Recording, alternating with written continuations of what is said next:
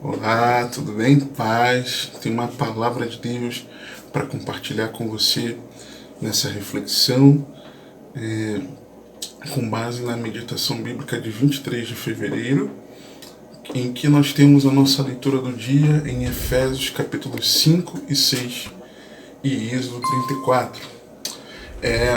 Êxodo 34 eu abordei bastante a respeito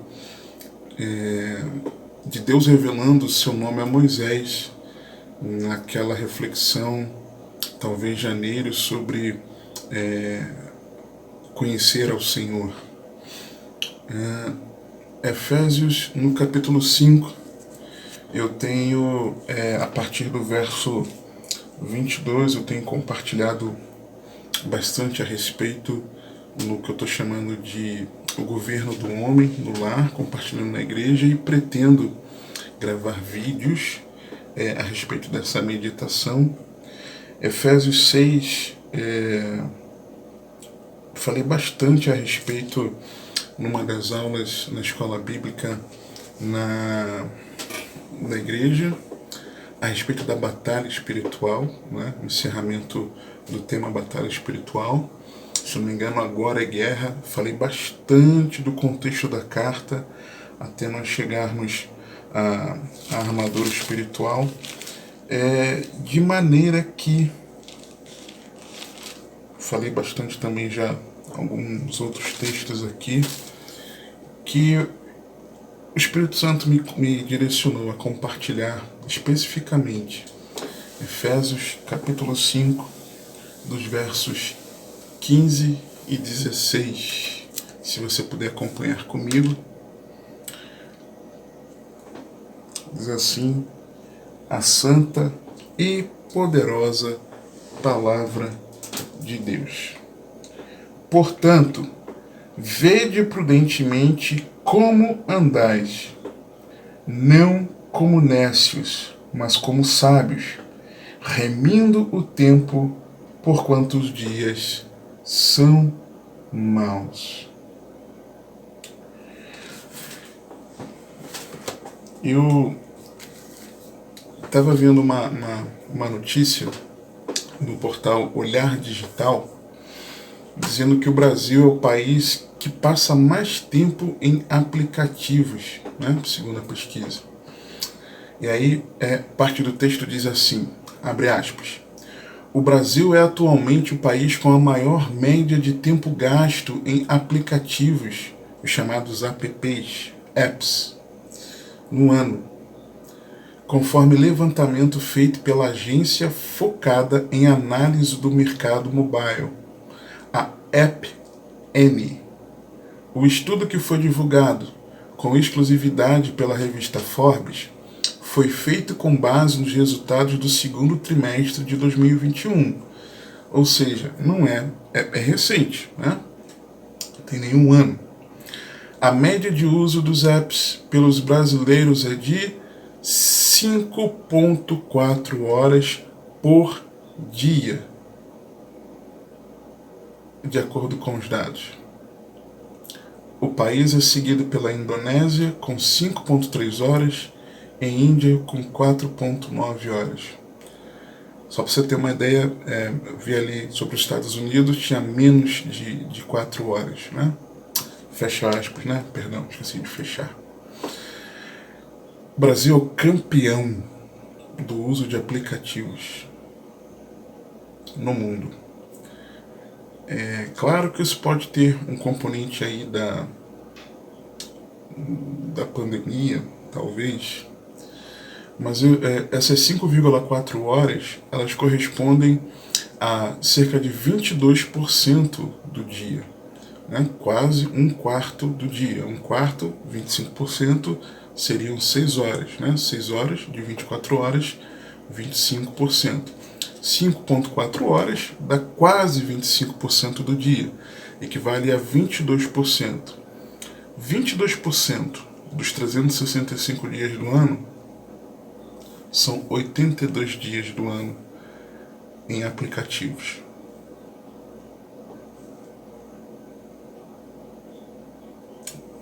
Página. nós precisamos remir o tempo.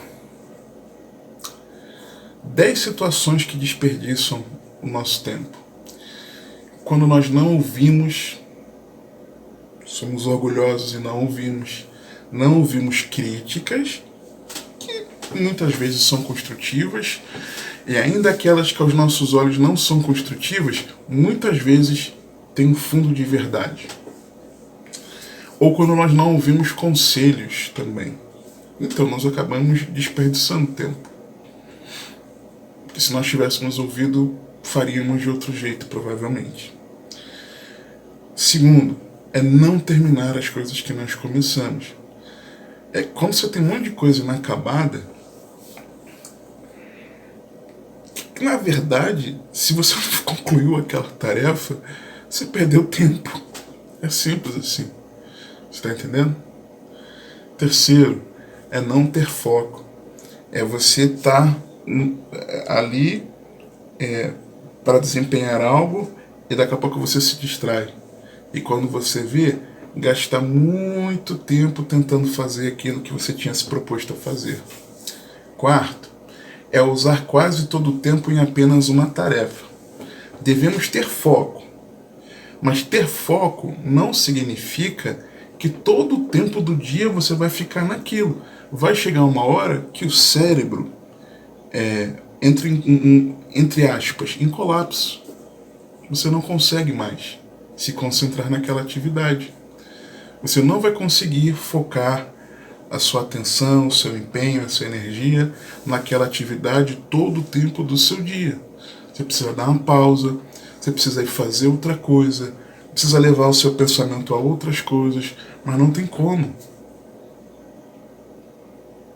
O dia, com as 24 horas, ele deve ser usado, não desperdiçado, mas de forma equilibrada. Não tem como ficar só fazendo aquilo o dia inteiro.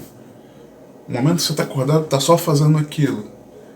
Vai ter hora que você não vai render, vai desperdiçar tempo. Você está entendendo? Quinto, é não se organizar. Não se organizar. Não sabe o que tem que fazer, né? Não se organiza. Não, peraí, vamos fazer isso. Ou então, quando se organiza, planeja errado. Sabe? Planeja errado. Às vezes faz um planejamento afobado ou sem todas as informações e acaba planejando errado. Outra, quando você sobrecarrega, fica sobrecarregado. Quando você vê que você traz para si muita coisa para você fazer. Aí quando você vê que tem tanta coisa para fazer, você acaba não sabendo nem por onde começar. E vai perdendo tempo. Outra, oitavo, é não contar com o inesperado. O inesperado surge. As adversidades da vida estão aí. E às vezes, quando nós queremos, numa desculpa de otimizar o tempo, não, isso aqui dá para fazer agora, isso aqui, isso, vai dar para fazer até tal dia. E aí, não contar com o inesperado é problemático. Nono, é não saber dizer sim e não. Sim porque deve ser feito e não por aquilo que vai atrapalhar o que você tem que fazer. Muitos têm essa dificuldade de entender o sim para aquilo que, mesmo que seja chato, tedioso, cansativo, que gere às vezes até um sentimento ruim, é o necessário de ser feito. É saber o que tem que ser feito fazer. E o não, deixar de dizer o não na hora certa também. Décimo, é não aprender. É não aprender com os nossos erros, com os erros dos outros, que é mais sábio, ok? Mas também é não buscar o conhecimento necessário para realizar aquela tarefa. Não, isso aí eu sei fazer. É igual aquela história, você compra um eletrodoméstico, né, um eletrônico, e aí vem um manual de instruções. Aí você, não, pô, borracha é só eu esfregar aqui em qualquer coisa que vai apagar. E aí se você ler o manual de instruções, você vai ver que essa borracha serve para isso, é assim, assim, assim que usa. E às vezes essa falta de aprendizado nos leva a desperdiçar o tempo. Remir o tempo é fazer a sua vida girar em torno do que realmente importa, concentrando foco, empenho e energia. Remir o tempo é, enquanto estivermos por aqui, termos as mãos e os pés aqui na terra, mãos e pés na terra, mas a mentalidade na eternidade. Remir o tempo é ter uma mentalidade bíblica, é nós pensarmos como a palavra de Deus nos instrui, e não conforme o mundo. E mais do que otimizar, potencializar, maximizar a performance, trata-se de colocar a prioridade em seu devido lugar, Jesus no centro da nossa vida. Aqui no texto, quando nós vemos aqui o remindo, o termo traduzido como remindo vem do grego exagorazo, que significa redimir, resgatar do poder de outro pelo pagamento de um preço, pagar um valor para libertar alguém do cativeiro. Ou seja, remir o tempo é você ter um empenho para que você tome de volta para você, que você resgate o tempo que está sendo roubado. Isso é remir o tempo. Um segundo significado de exagorazo é você comprar, e aí o resgatar é o comprar, né? Mas é comprar para si mesmo, para fazer um uso sábio e sagrado de cada oportunidade para fazer o bem, de tal forma que o zelo e o bem que se faz são, de certo modo, o rendimento em dinheiro pelo qual nós fazemos nosso próprio tempo. Aí é por isso que algumas traduções traduzem como aproveitar, né, as oportunidades. Na tradução LTT, ela diz assim esse versículo: redimindo, e não fala remindo, mas redimindo, né, que é o sentido, o tempo, por quantos dias são maus. Já a nova versão transformadora, NVT, diz assim: aproveitem ao máximo todas as oportunidades nestes dias maus. Colossenses 4:5, Paulo dá uma instrução parecida aos irmãos em Colosso. E é interessante que a carta aos Colossenses, a carta aos Efésios, elas têm muitos elementos paralelos. Né? Muitos elementos paralelos. Ele diz assim: andai com sabedoria para os que estão de fora, remindo o tempo. Ou seja, precisamos otimizar o nosso tempo, direcionar o uso do nosso tempo com aqueles que estão lá fora. Agora, o texto está falando aqui, por quantos dias são maus? Esses são dias maus? Pergunto para você. Porque no capítulo 6, Paulo ele faz essa referência de novo ao dia mau. Ele faz essa referência ao dia mau na questão da batalha espiritual, nos mostrando que esse dia mau ele vem sobre a nossa vida por meio da cilada do diabo, por conta do ataque das trevas. Esse dia mau vem, versículo 13: portanto, tomai toda a armadura de Deus, para que possais resistir no dia mau, e havendo feito tudo, ficar firmes. Ele até usa nesse contexto da batalha espiritual. Mas os dias maus não se limitam, no contexto de Efésios 6,13, sim, mas aqui em 5,16, não necessariamente, também. Agora, se eram dias maus naquele tempo, certamente também agora. Por quê? Dia mal aponta para as adversidades comuns da vida. Nós temos problemas. Nem tudo dá certo, ok? Então, existem adversidades comuns. O mundo jaz no maligno, então o mundo nos odeia e as coisas do mundo vão se levantar, vão se opor ao nosso anseio de vivermos para a glória de Deus.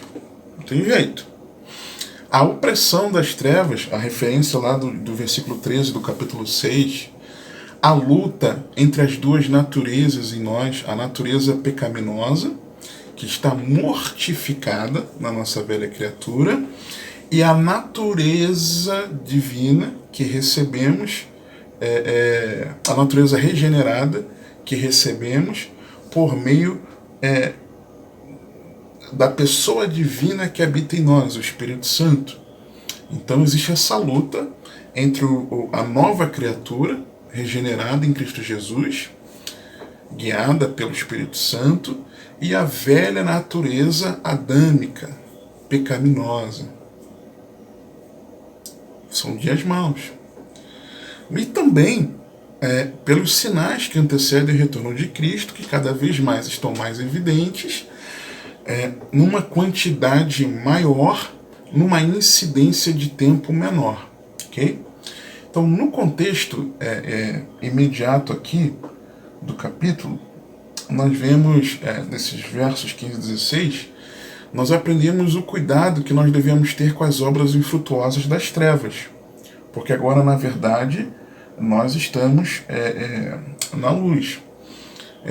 E essas obras infrutuosas das trevas, elas nos distanciam da vontade de Deus e são desperdício de tempo. Quando ele diz, portanto, ou seja, ele está chegando a uma conclusão. Portanto, ou seja, diante disso que eu acabei de falar. E o que ele acabou de falar? Portanto, versículo 8. Porque no outro tempo eras trevas, mas agora sois luz no Senhor. Andai como filhos da luz, porque o fruto do Espírito está em toda bondade, justiça e verdade, aprovando que é agradável ao Senhor. E não comuniqueis com as obras infrutuosas das trevas, mas antes condenai-as, porque o que elas fazem em oculto, até dizê-lo, é torpe. Mas todas estas coisas se manifestam, sendo condenadas pela luz, porque a luz tudo manifesta. Por isso diz, desperta tu que dormes, e levanta-te dentre os mortos, e Cristo te esclarecerá. E aí vem, portanto, vede prudentemente como andais, não como necios, mas como sábios, remindo o tempo por quanto os dias são maus. Então esse é o contexto de nós não entendermos que agora nós somos de Cristo, estamos em Cristo, não andarmos como o mundo, porque isso nos distancia de Deus, e fazer as coisas que não glorificam a Deus é desperdício de tempo. É isso que o texto está dizendo para nós. Mas, pelo contrário, nós devemos, em sabedoria, eliminar o que nos afasta da vontade de Deus e investir este tempo recuperado. Lembra do redimir, do resgatar? Investir esse tempo recuperado vivendo para a glória de Deus. Você e eu precisamos aproveitar ao máximo o nosso tempo para a glória de Deus. E, se necessário, resgatá-lo. Na Bíblia, eu vejo que remir o tempo é organizar as tarefas. Eclesiastes 3, 1 a 8. Tudo tem o seu tempo determinado e há tempo para todo propósito debaixo do céu. Há tempo de nascer e tempo de morrer, tempo de plantar e tempo de arrancar o que se plantou, tempo de matar e tempo de curar, tempo de derrubar e tempo de edificar, tempo de chorar e tempo de rir, tempo de prantear e tempo de dançar, tempo de espalhar pedras e tempo de ajuntar pedras, tempo de abraçar e tempo de afastar-se de abraçar, tempo de buscar e tempo de perder, tempo de guardar e tempo de lançar fora, tempo de rasgar e tempo de coser, tempo de estar calado e tempo de falar, tempo de amar e tempo de odiar, tempo de guerra e tempo de paz. Tem tempo para tudo. Nós precisamos organizar as tarefas. Mas também eu enxergo que remir o tempo é realizar hoje. Provérbios 27:1. Não presumas do dia de amanhã, porque não sabes o que ele trará. Ah não, pô, isso aí é molinho, amanhã eu faço, amanhã eu resolvo. Aí quando chega amanhã, vem a adversidade, porque a gente não sabe o que o dia de amanhã nos espera, e nós não conseguimos fazer. Então aquilo que podia ser feito com certo prazo, não era emergencial, não era urgente, acaba se tornando urgente e emergencial por conta do nosso descuido de deixar para fazer depois. Ok? Remir o tempo é também não ser preguiçoso. Provérbios 6, 9-11. Ó preguiçoso, até quando ficarás deitado? Quando te levantarás do teu sono? Um pouco a dormir, um pouco a tosquenejar, um pouco a repousar de braços. Assim sobrevirá a tua pobreza como meliante e a tua necessidade como um homem armado. Ali, no contexto, estava se referindo ao sustento financeiro. Né? Mas isso se aplica a qualquer aspecto do nosso cotidiano. Ok? Se nós formos preguiçosos, a consequência ruim por causa disso, ela virá como um homem armado, de forma inesperada, nos pressionando, exigindo de nós algo.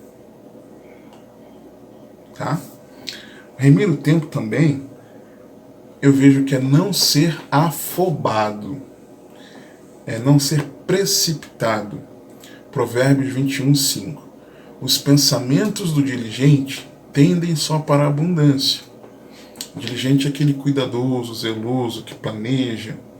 Porém, os de todo apressado tão somente para a pobreza. E aí está falando aqui de abundância e pobreza no contexto da vida de trabalho, mas isso se aplica às atividades de uma forma geral. Né? Aquela pessoa que planeja bem, pondera bem como vai fazer, sem ser alguém que procrastine, é muito infinitamente melhor do que aquele que às pressas pega para fazer de qualquer jeito, porque tem que fazer. E muitas vezes perde tempo nisso. Né? Remir o tempo também é reconhecer que o nosso tempo pertence a Deus. Salmo 31, 14 e 15. Mas eu confiei em ti, Senhor, e disse: Tu és o meu Deus. Os meus tempos estão nas tuas mãos. Livra-me das mãos dos meus inimigos e dos que me perseguem. Remir o tempo é saber que a vida é breve. Vai passar. Salmo 39, 4 e 5. Faz-me conhecer, Senhor, o meu fim, e a medida dos meus dias qual é, para que eu sinta quanto sou frágil. Eis que fizeste os meus dias como a palmos. O tempo da minha vida é como nada diante de ti. Na verdade, todo homem, por mais firme que esteja, é totalmente vaidade. Remir o tempo é ter o foco na eternidade. Segundo aos Coríntios 4, 18.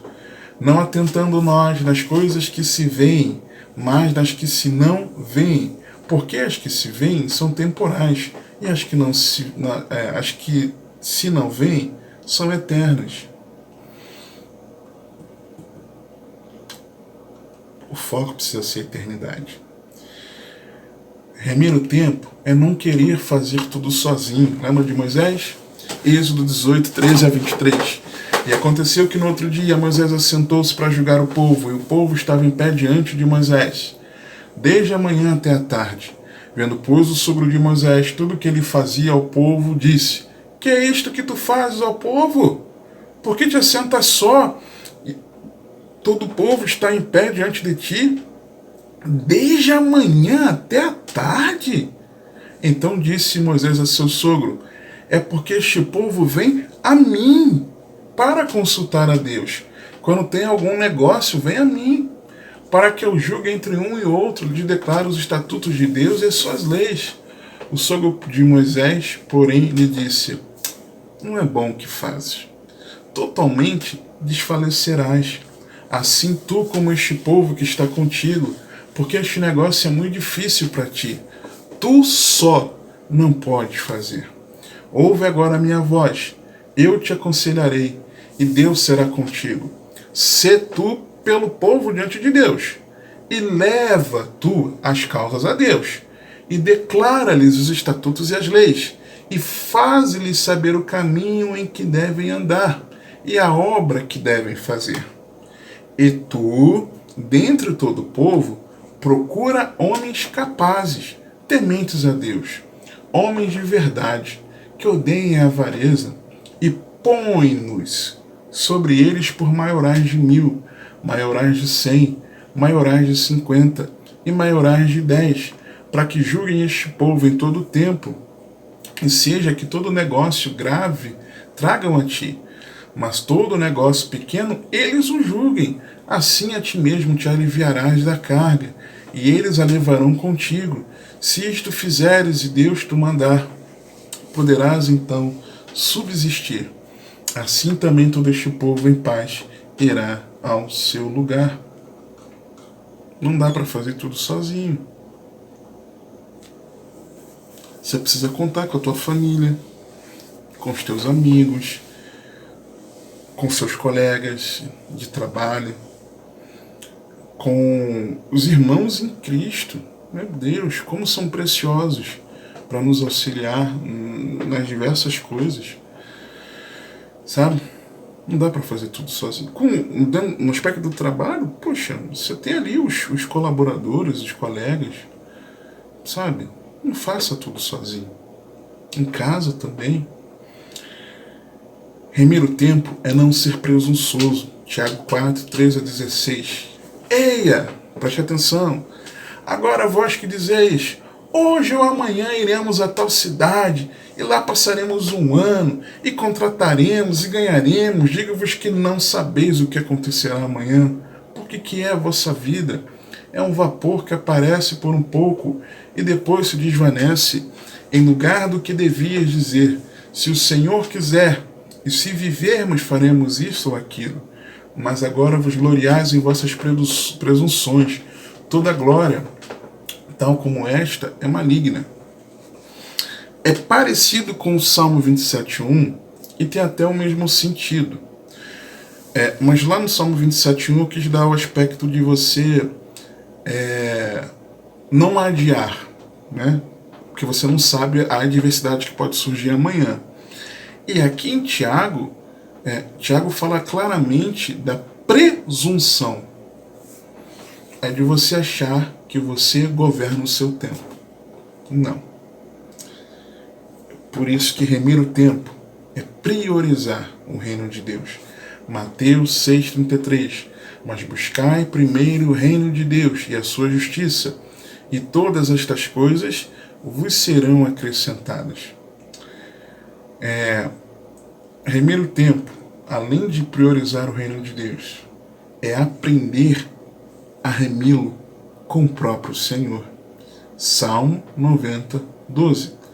Ensina-nos a contar os nossos dias, de tal maneira que alcancemos corações sábios. E diante disso, que precisamos aprender com o Senhor, o que o Senhor nos diz sobre como remir o tempo? Como viver remindo o tempo? Versículo 15, eu vejo que tendo cuidado com a maneira de viver. Portanto, vede prudentemente como andais, não como necios, mas como sábios. Tendo cuidado como é que você vive. Você precisa ter cuidado como é que está a tua vida. A sua vida tem sido uma vida que glorifica a Deus? A minha vida tem sido uma vida que glorifica a Deus? Segundo, não sendo displicente. Versículo 17, na parte A. Por isso, não sejais insensatos. Por que eu digo insensato? Insensato é aquele que não busca o entendimento. Quem não busca entendimento está sendo negligente, displicente, não está tendo zelo, não está tendo cuidado. Terceiro aspecto, a parte B, quando ele diz: mas entendei qual seja a vontade do Senhor. E onde que nós encontramos essa vontade? É além de ter uma informação a respeito, mas é conhecendo com profundidade a vontade de Deus, o que está expresso na sua palavra. Não tem outro jeito. Mas fazer isso não uma meditação rasa, mas numa meditação espiritual mesmo, né? Buscando que a Bíblia leia o teu coração e o Senhor te revele como você se conduzir. Quarto, descontaminando-se. Às vezes, a mente está tão contaminada, o coração também, que nós estamos intoxicados. Quando o versículo 18, na parte A, diz: e é interessante que ele está falando uma coisa, remir o tempo, e às vezes nós não associamos que o versículo 18 está ligado ao 17, porque ele linka com e. Não vos embriagueis com vinho, em que há dissolução. Nós devemos nos livrar e fugir daquilo que nos intoxica, pois até pode trazer um prazer momentâneo, ali de tomar o vinho, mas nos traz péssimas consequências, podendo nos levar a uma vida descontrolada, nos levar à dissolução. Às vezes você está intoxicado, sim, com os aplicativos que nós vimos lá no início, lembra? As 5.4 horas do dia. Sim, com as porcarias que você coloca diante dos teus olhos e dos teus ouvidos. Sim. Os crentes precisam se descontaminar. Sim.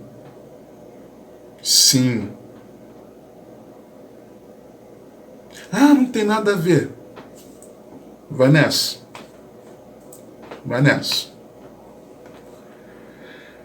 Quinto, em último lugar, enchendo-se do Espírito Santo. Por quê? Porque o poder de guiar a nossa vida segundo a vontade de Deus não está em mim e em você, mas está no próprio Deus. Nós somos incapazes disso. Mas enchei-vos do Espírito. É uma ordem, é um imperativo. E isso acontece buscando o enchimento contínuo, porque o tempo verbal para enchei-vos, ele nos deixa claro que estar cheio não é que se completa com uma única experiência. No momento do batismo no Espírito Santo, no momento que eu fui revestido no poder do Espírito Santo. Não, mas é mantido num continuamente cheio, como está aqui no texto. Um exemplo disso é Atos 4,31, quando o texto diz que os discípulos foram novamente cheios do Espírito Santo. Mas eles já tinham sido cheios do Espírito Santo no capítulo 2, com o derramar do Espírito Santo. Você está entendendo? Então é algo contínuo. Eu continuamente preciso ser cheio do Espírito Santo para que o Espírito Santo me conduza a viver para a glória de Deus. E isso do se encher do Espírito Santo está ligado ao contexto de remir o tempo. É no poder do Espírito Santo. Por isso precisamos continuamente buscar. Um outro aspecto de como ser cheio é que o texto está falando que isso é no contexto dos irmãos, quando ele diz falando entre vós, no verso 19, falando entre vós em salmos, hinos e cânticos espirituais. É no meio dos irmãos. É na vida de igreja, na vida de caminhada de fé com Cristo, que é com a igreja. não é o sozinho, sabe? Animando e sendo animados, estimulando, sendo estimulados, inspirando, sendo inspirados, motivando, sendo motivados, uns aos outros pelo louvor do irmão, pela exaltação do irmão a Deus, como aquele irmão se apresenta diante de Deus. Mas também esse enchimento ele vem quando nós entregamos a Deus um perfeito louvor. Quando o versículo 19 na parte B diz que no vosso coração, não apenas de lábios, mas com entendimento, uma entrega sem qualquer hipocrisia. Esse enchimento também quando ele é com a motivação correta. Versículo 20, dando graças, sempre graças por tudo. É uma gratidão a Deus em Cristo, sem petição e sem murmuração. Mas também é um enchimento do Espírito, submetendo-nos aos irmãos, no versículo 21, quando diz, sujeitando-vos uns aos outros no temor de Deus. E essa submissão é algo que não pode ser exigida, mas ela é algo que só pode dar voluntariamente e na base da confiança. Como, então, viver remindo o tempo? Tendo cuidado com a maneira de viver. Não sendo negligente, displicente. Entendendo a vontade de Deus. Não é só conhecer a vontade, mas é entendendo a vontade de Deus. Quarto, descontaminando-se. E quinto, enchendo-se do Espírito Santo. Amém? Que o Senhor te abençoe e te guarde, que Ele te conduza e governe a sua vida, porque você tem acesso.